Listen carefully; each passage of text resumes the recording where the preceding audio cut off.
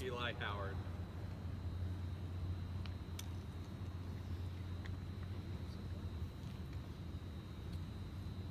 Eli, how different is it to prepare to go up against a guy like Kyler Murray? I mean, essentially, he's a running back that can throw very well. You know, I mean, he's incredibly dangerous, and you got to keep him contained at all times.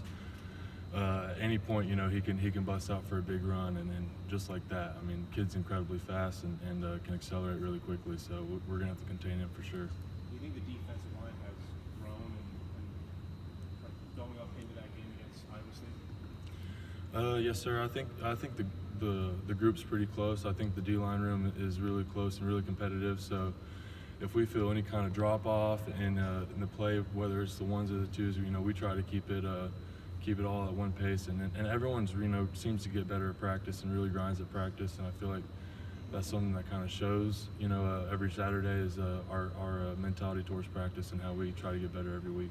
Eli, do you find yourself having to actively think about where you need to hit somebody? I mean, you face a lot of good running backs and a lot of good quarterbacks, like I'm saying, or like I said about Kyler Murray. But you know, kind of depends when you come out of the line off a block, where your leverage is, and how fast they can make a move in open space. So yeah, I mean, you try to play 100 miles an hour, but you know, at the same time, you're trying to be very conscious of where you hit a player or you know where your leverage is on them. Is there a frustration looking at the throws when you kind of have a couple penalties that don't go your way and it comes up and you're wondering what do I need to do? Oh, absolutely. You know, and that's just, you know, it takes a lot of momentum away, especially when it's second and long or third and long and you get a roughing the passer as I did, you know, and it takes a lot of momentum away. And, you know, Iowa State went down to score a touchdown on that drive. So it's something that, you know, that needs to get cleaned up. You know, we got to do a better job as players of trying to play more aware and more conscious, even though, you know,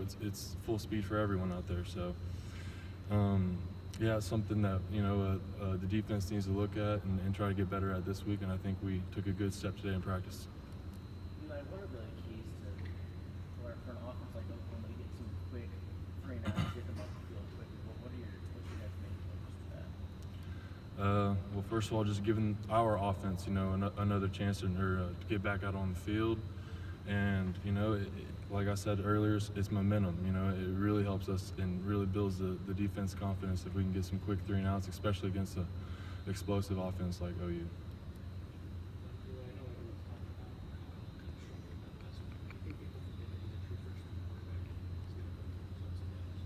Absolutely. I mean, he's had incredible success, you know, even up to this point. And, you know, to me, I feel like it was his first game that he looked like a freshman. So it is what it is, you know, and Iowa State, give a lot of credit to them.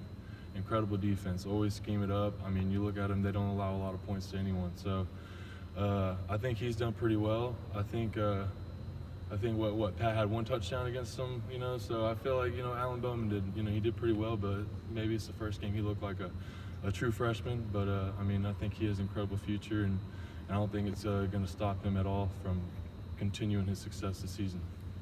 Switching to the other background, their second pressure was the Trace Sermon efforts as well. Do you kind of feel in a simplistic way to kind of slow down the rushing attack and kind of makes it a little bit one-dimensional in that sense? Yes, sir. That's, you know, that's a lot of cases. That's our D-line approach. Is, you know, we want to stop the run and then earn the right to pass rush. So if you stop the run first and second down, and you know you got them third and long, it's a pretty obvious passing situation. So yeah, we want to get them in that situation, and we feel pretty confident about that. But like I said, at any point, you know, any player for them can bust off a big play. So we're gonna have to be very conscious of who's on the field and what kind of personnel we have.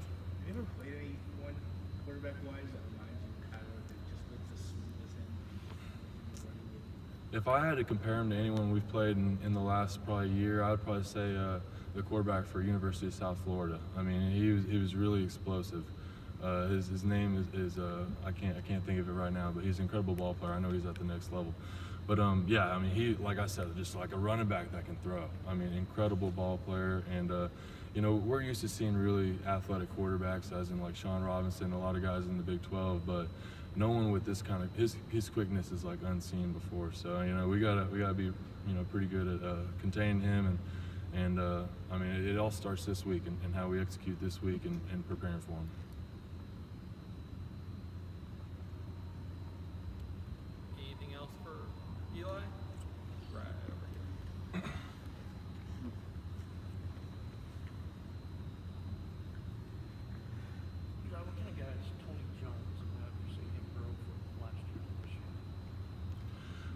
Tony Jones, excellent tackler in the open space. I mean, he's always flying around. Seems like he's always by the ball, and I swear the ball always bounces to this guy.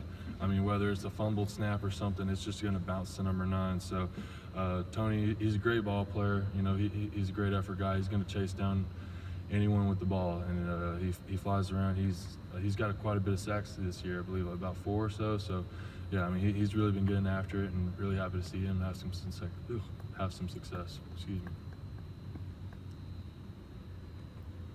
All right. Thanks, Eli. Thank you. Appreciate it.